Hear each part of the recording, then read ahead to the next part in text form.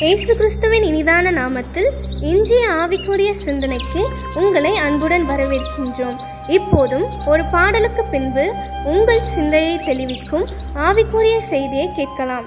நித்தம் நம்மை நடத்திடவே நித்தமும் நம்மோடு இருக்க வந்தார். நித்தம் நம்மை நடத்திடவே நித்தமும் நம்மோடு இருக்க வந்தார். நித்திய வாழ்வை தந்திடவே இயேசு நித்திய ராஜனாய் வந்தார்.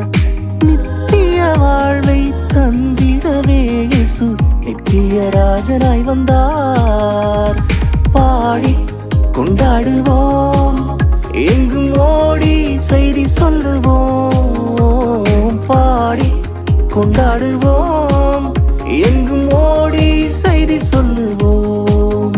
விண்மீன்கள் வானில் ஜொலித்திட, விண்தூதர் துதித்து பாடிட, மண்ணில் வந்தார் மன்னன் இயேசு.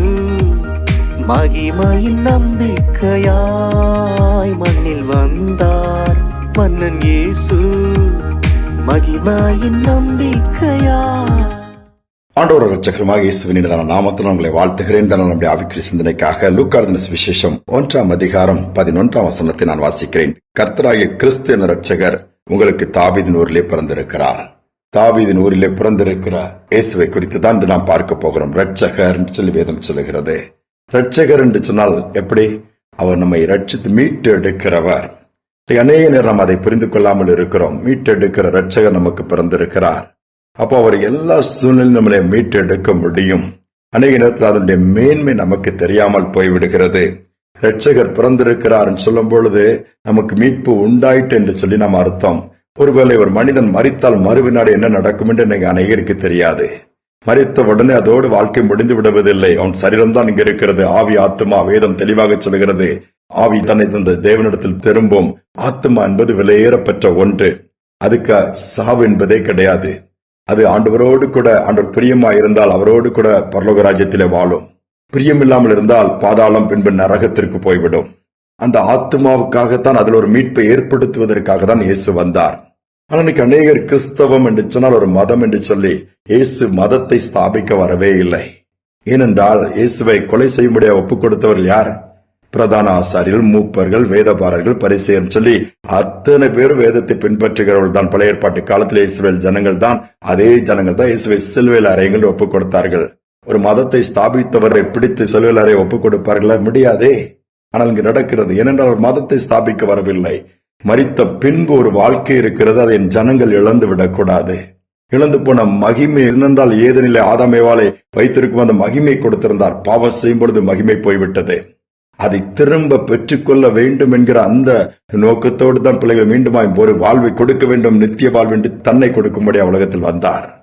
ஆனால் எல்லோருக்கும் இயேசு சொந்தம், எல்லாருக்குமாக வந்தார். இந்த செய்தியை நாம் மறந்துவிடக்கூடாது. அதான் இரட்சகர் என்று சொல்லி அர்த்தம். ஒரு காடுகளில் வெளியே ஒரு ஊழியக்காரர் நடந்து போயிட்டு இருக்கிறாரு.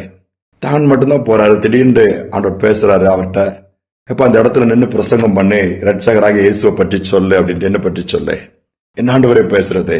ரட்சிக்கிறவர், சூழ்நிலையை மாற்றுகிறவர், வாழ்க்கையில எல்லா பாவத்திலிருந்து விடுவிக்கிறவர், அதோடு மட்டுமல்ல பரலோக வாழ்வை கொடுக்கிறவர், உங்களுக்கு ஒரு நல்ல எதிர்காலம் இருக்குது, இயேசுவை ஏற்றுக்கொள்ளுங்கன்னு சொல்லி சுவிசேஷத்தை பிரசங்கம் பண்ணுப்பா என்று சொல்லி என்ன பற்றி சொல்லும் பொழுது இவர் அந்த காட்டுக்குள்ள யாருமே இல்ல, தனியா பிரசங்கிக்கிறாரு. இவர் ஆண்டவர் சொன்ன வார்த்தையை சொல்லிட்டு நற்செய்தி சொல்லி பிரசங்கித்துட்டு, இயேசு ரட்சிக்கிறதுக்காக தான் வந்தார். நம்மை பாதாளத்திற்கோ நரகத்திலிருந்து மீட்டெடுப்பதற்காக தான் பூமியிலே அனுப்பப்பட்டார். ஜீவன் அதற்காக கொடுத்தார். மீண்டும் உயிரோடு எழுந்திருக்கிறார். மீண்டும் திரும்ப வந்து நம்மளை அவரோடு கூட இருக்கும்படியே அழைத்து செல்வார் என்கிற அந்த மீட்பின் செய்தியை சொல்றாரு. போயிட்டாரு. சில நாட்கள் கடந்தோன்னு ஒரு மனிதர் அவர் தேடி வர்றாரு. என்னன்னு சொல்லி கேட்கும்போது, குறித்த நாள்ல இந்த நேரத்துல இந்த காட்டுல பிரசங்கம் பண்ணீங்க ஞாபகம் இருக்குதா?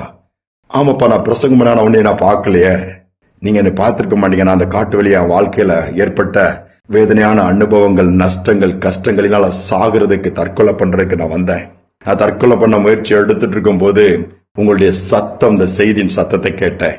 இயேசு ரட்சிக்கிறவர், இயேசு மீட்பர், அவரே சூழ்நிலையை மாற்றுவார் என்று நீங்க பிரசங்கித்தத வாழ்வு கொடுக்கிறோம் என்பதை நான் கேட்டேன். அதனால தற்கொலை என்ன என்னை விட்டு போயிடுச்சுது. திரும்ப நான் போய் இன்னைக்கு சந்தோஷமா இருக்கிறேன். அதுல இருந்து பெரிய ஒரு இதுல இருந்து நான் தப்பிச்சுட்டேன். உங்களுக்கு நன்றின்னு சொல்ல வந்தேன்னு சொன்னாரு. பாருங்களேன், அந்த ரட்சிப்பின் செய்தி ஒரு மனிதன் சாகு போனவனை தடுத்து நிறுத்திச்சு. தற்கொலை பண்ணிட்டோம்னா முடிஞ்சு போயிடும் பிரச்சனை நினைக்கிறாங்க. இல்ல, தற்கொலை பண்ணின பிறகுதான் வேதனை ஆரம்பம். வேதம் அதை தான் சொல்லுகிறது. அனைவருக்கு அது தெரியல. செத்துட்டா முடிஞ்சிடும். நோ, செத்த பிறகுதான் நம்முடைய வாழ்க்கை நிர்ணயிக்கப்படுகிறது. பூமியில் வாழ்கிற காலம் மிகவும் சொற்பமான காலம். நித்திய காலமா இயேசுவோடு வாழ வேண்டும் என்று இயேசு விரும்புகிறார். அதற்காகத்தான் தன்னுடைய ஜீவனையே, இந்த வேல்யூபிள், எவ்வளவு மதிப்பான ஒன்ற ஜீவனை கொடுத்தாரு. அதனுடைய மேன்மை பெருசு. நாம் அதை உணர்ந்து கொள்ள வேண்டும். ஆனால் சாவை நோக்கி போகிற கூட்டங்களுக்கு ஏறால சின்ன சின்ன காரியத்துக்கு கூட செத்துருவாய். சாகுறாங்க. வாழ்றதுக்கு தான் வச்சிருக்கிறார். பாடியில சகிச்சுடுங்க. வேதனை இருக்கத்தான் செய்யும், கஷ்டம் இருக்கத்தான் செய்யும், நெருக்கம் இருக்கத்தான் செய்யும். பொண்ணை புடமிடாமல் மினராது. அது அதுல வெளிச்சத்தை பார்க்க முடியாது. வைரம் பட்டை தீட்டப்படலன்னா அது வெட்டப்பட வேண்டும். இல்லைன்னா அது ஒளி வீசாது. கஷ்டம்தான். உலகின் பாதையில் தான் கடந்து போனோம். அதை நாம் ஏற்றுக்கொள்ளும் பொழுது அதுக்கு பின்பு மேன்மையான மகிமையான வாழ்க்கை வச்சிருக்கிறாரு. ஒருவேளை இன்னைக்கு சோர்ந்து போயிருக்கீங்களா? நம்பிக்கை கடந்து போயிருக்கீங்களா? என்னை யாரும் தூக்க முடியாது, மீட்டு எடுக்க முடியாது, குடும்பம் முங்கிருச்சுங்கிறீங்களா? கடன் பிரச்சனையிலோ, கஷ்டத்திலோ, பலவீனோ மீட்டெடுக்கும்படியாய், ரட்சிக்கும்படியாய் இயேசு இருக்கிறார். அந்த இயேசு ரட்சகர் பேர் சொன்னாலே போதும், எல்லாம் நடக்கும். சோர்ந்து போய்விட வேண்டாம். ஜெபிப்போம். அன்பின் தகப்பனின் இரட்சகரா எங்களுக்கு வந்ததை நினைச்சு நாங்க சந்தோஷப்படுறோம்ப்பா. நன்றி செலுத்துறோம். எங்களை ரட்சிக்கும்படியா ஒருவேளை நீர் பிறக்காவிட்டால், நீர் வராவிட்டால் எங்கள் வாழ்க்கையின் ஓட்டங்கள் எல்லாம் முடிந்து பாதாளத்துக்குரியவர்களாக மாறி இருப்போம். நீர் வந்ததினாலே, உடைய தியாகத்தினாலே, சிந்தின ரத்தத்தினாலே எங்களை மீட்டுக் கொண்டதினாலே நீ பரலோகத்துக்குரியவர்கள் எங்களை மாற்றிருக்கிறீங்கப்பா. யாராக இருந்தாலும் நீ எல்லோரையும் ரட்சிக்க வல்லவர். அப்படிப்பட்ட அதிகாரம் உடையவராய் வல்லமையுடைய தேவனாய் நீர் இருக்கிறீர். அதற்காக நன்றி. இதை கேட்டுக்கொண்டிருக்கிற பிள்ளைகள் எதிலெல்லாம் இருந்து மீள முடியல, என்னால் வர முடியல, எழும்ப முடியல, தாக்கு பிடிக்க முடியலன்னு சொல்றாங்க. இன்னைக்கு வல்லமை இறங்கி அவர்களை ரட்சித்து தூக்கி நிறுத்துவீராக. மீட்பர் என்பதை காண்பித்தரலுங்கப்பா. செய்வதற்காக நன்றி. தாழ்த்தி ஒப்புக் கொடுக்கிறேன். துதிகனமே ஏற்றுக்கொள்ளும் இயேசுவின் நாமத்தில் பிதாவே, ஆமென், ஆமென். வாழ்க்கை ஓட்டத்தை முடிக்க விரும்ப வேண்டாம். ஏனென்றால் கர்த்தர் நம்முடைய வாழ்க்கையின் ஓட்டத்தை முடிக்க விரும்புவதல்ல, என்றென்றைக்கும் வாழ்ந்து அவருடைய நாமத்தை உயர்த்த விரும்புகிறார். அதோடு மட்டுமல்ல, முடிவிலே மறுமையில் அவரோடு வாழ விரும்புகிறார். அவர் பெயரை சொல்வோம். இயேசு என்றால் இரட்சகர் நமக்கு இருக்கிறார். இந்த சிந்தனையோடு நாளை தொடருவோம். மீண்டுமாய் நாளை தினம் சந்திப்போம். இயேசு இரட்சகர் பெயரை சொன்னால் எதுவும்